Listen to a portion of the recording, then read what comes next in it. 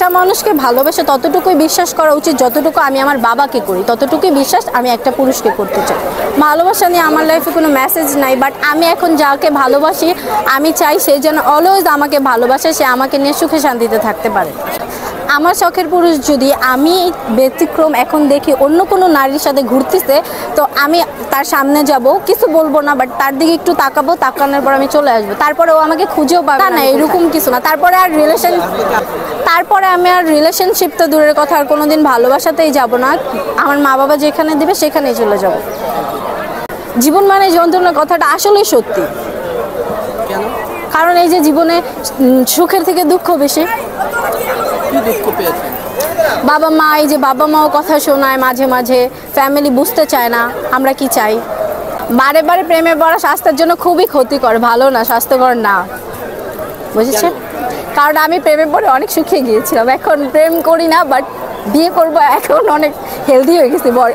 দেখেন না আমি কত হেলদি। ডাবল টাইমিং করে, ধরেন এই যে টিকটকে কিছু মেয়ে আছে, ছেলেরা আছে, যে মিস চকলেট কিছুদিন আগে মানে এরকম ধরা পড়ছে ডাবল টাইমিং করতে গিয়ে। তো এইগুলো দেখে আমাদের শিক্ষা হয়ে যায় যে ডাবল টাইমিং আমাদের মধ্যে কখনোই আসবে না। বাট যদিও আমাদের শখের পুরুষ আমাদের ঠকায়, তখন মনে করেন আর জীবনও রিলেশনশিপে চলে যাব না। ভালোবাসা দিবসে প্রতিজ্ঞা করেছিলাম বাসা থেকে বের হব না, আম্মু আব্বু বের হতে দেয় নাই। আর আমার শখের পুরুষ ওই দিন অন্য কোথাও ঘুরেছে, সে ফ্রেন্ডদের সাথে ঘুরেছে, আমিও ঘুরেছি, আমি আমার ভাইয়া ভাবিদের সাথে ঘুরেছি। বিয়ে করলে পস্তাতে হয়, যদি মনে করেন ওইরকম বকাটে ছেলেকে বিয়ে করি তাহলে লাইফে পস্তাতে হবে। আর যদি মনে করেন ভদ্র সৎ পথে চলে এরকম কাউকে বিয়ে করি তাহলে জীবন সুন্দর। না না, প্রেম সবসময় মধুময় না, প্রেম কখনো বিষ, কখনো অমৃত, কখনো মধুময়।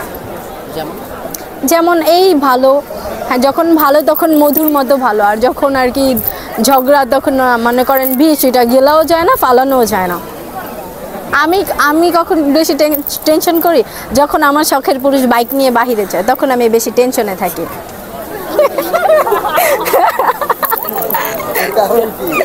এর কারণ অনেক মাথায় ওর অনেক রাগ, ও মানে যখন তখন অ্যাক্সিডেন্ট করে, সবসময় আর কি উল্টাপাল্টা ভাবে বাইক চালায়, এই কারণে। এটা তো আর সম্ভব না। এখন সবার ঘরেই মা বোন আছে, সেই ছেলেগুলার কেউ সেগুলা শিখতে হবে, মেয়েদেরকে সম্মান করতে জানতে হবে। ফ্যামিলি থেকে সবারই উচিত পাশে যে ছেলেগুলো আছে তাদেরকে সচেতন করানো, তাদেরকে বলা যে এগুলা থেকে বিরত থাকার জন্য। সামাজিক নিরাপত্তা বাড়াইতে হবে, সবাইকে সচেতন করতে হবে। তারপর আমাদের যারা পুলিশ আছে তাদেরকে ভালোভাবে গার্ড দিতে হবে।